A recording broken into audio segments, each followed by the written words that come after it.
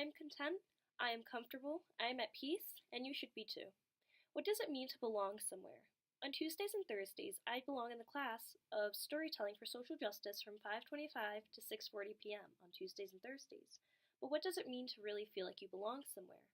For some, that question may have the same answer, but for others, it can be tough like me. You see, although we don't like to believe that race is a reason for not associating with one another, it does to some extent have an effect on how you socialize with people and who you do so with. For me, growing up, my mom was black and Native American and my father was white. So, for people that didn't understand being multicultural, I always feel like I had to explain myself to those. It was weird because it was like I was too black for my white friends and too white for my black friends. I was exposed to many different towns and cities and different norms and slangs, and I come to the conclusion that I fit in everywhere, but I don't really belong anywhere. It was easy for me to find my peace in maybe a certain area, but not necessarily in one area specifically. It was as if I was the purple area in between a blue and red circle Venn diagram. So my freshman year of high school was an unforgettable one. After moving around and finally settling into one space, I started my freshman year at Francis T. Maloney High School. And this was the time where I started to find a lot more insight about myself, and I learned about the person behind my eyes. I was typically the only person or one of the very few people of color in my classes, and a lot of the other kids of color were in the lower academic classes, and I thought it was weird because it was as if they always stayed there. And the kids that were in my class, the white kids mostly, predominantly, all moved in the same pattern. It was weird. I thought how alike each person was in my class, as if there were a chain running through their body that kept them all in the same place at the same time, physically and metaphorically. No one ever strayed from the norm, and I always felt like I was an outsider looking in. It was weird to feel like I was being surrounded by puppets and I was the only one that felt like that. It was an uneasy feeling for me.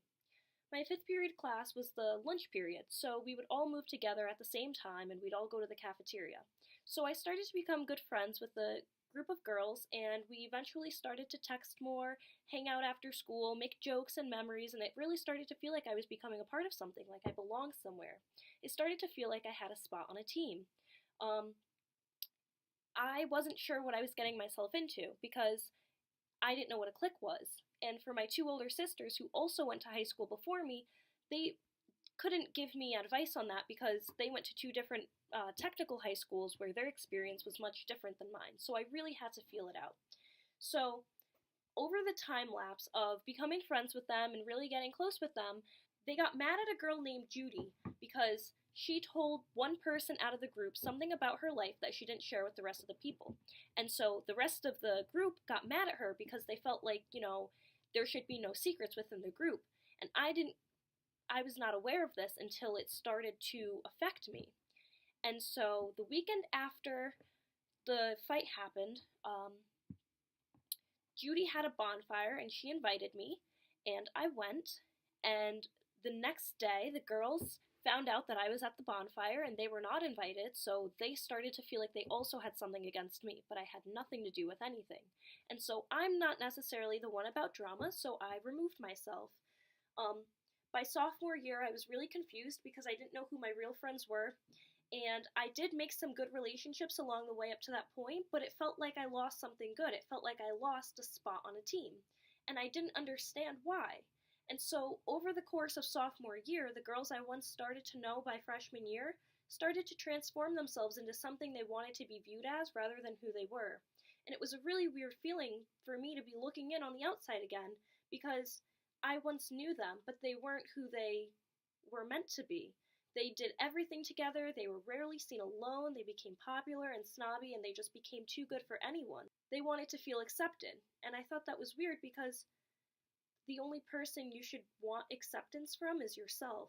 Why would you pose as something else just to please others?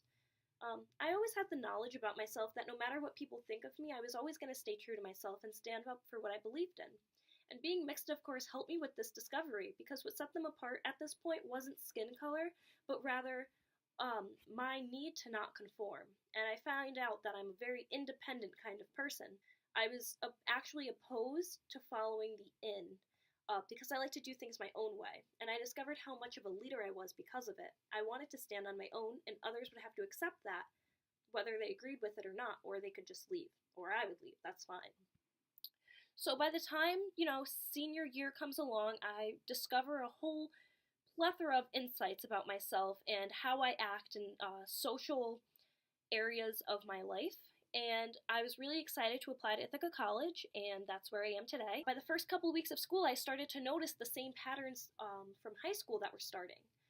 Because I learned to be my own best friend a while back, and I never felt like I needed to depend on anyone else for my own acceptance. So when I started to see people starting to congregate into the same types of groups and the same kind of cliques and trying to follow norms that they've already created for themselves, I started to take a step back and really reflect. And for once, I didn't feel bad being an outsider looking in.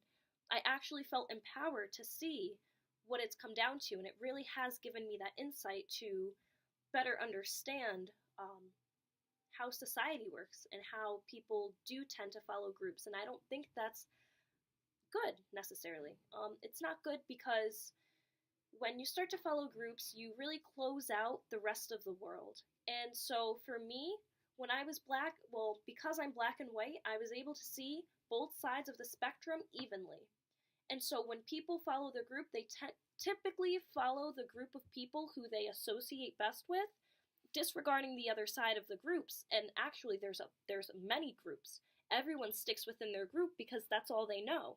And so with that thinking, you're just closed off from the rest of the ideas and possibilities and connections and new friendships that can really be made. But without even having the idea to step out of your comfort zone and really getting into a new area or a perspective that you're not familiar from, you're going to be stuck in the same routine and the same pattern. And people need more insight on themselves by discovering different things about them.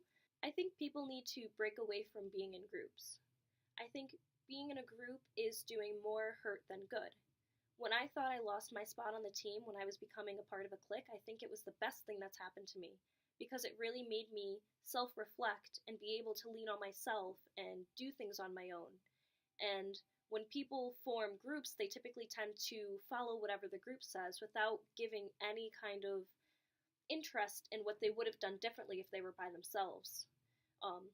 I think it's peaceful, not having to be judged or compete for attention or status within a group, and searching for belongingness because you feel like you already belong wherever you are.